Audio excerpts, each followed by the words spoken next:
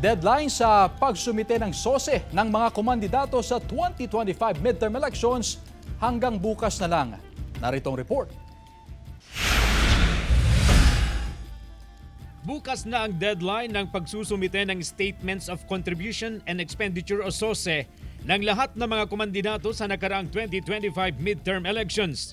Nagtakda ang COMELEC ng 30 araw pagkatapos ng eleksyon para makapagsumite ng SOSE ang mga kumandidato. Sa Dagupan City, 27 ang kumandidato sa nakaraang eleksyon.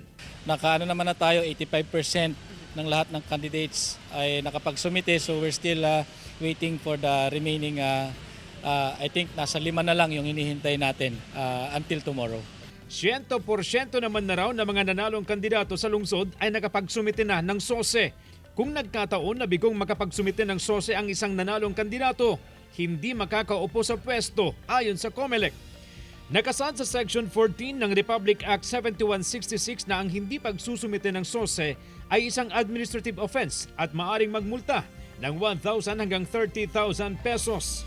Mas mataas ang multa sa ikalawa at ikatlong offense na 2,000 hanggang 60,000 pesos depende sa pagsusuri ng COMELEC. And syempre, kung naulit pa yan sa susunod na eleksyon na hindi kayo makapag-file, subject to perpetual disqualification na kayo. Panawagan ng COMELEC sa mga hindi pa nakakapagsumite ng SOSE.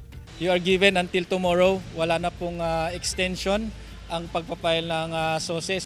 Kasama si Daryl Peralta, CJ Torida, One North, Central Luzon.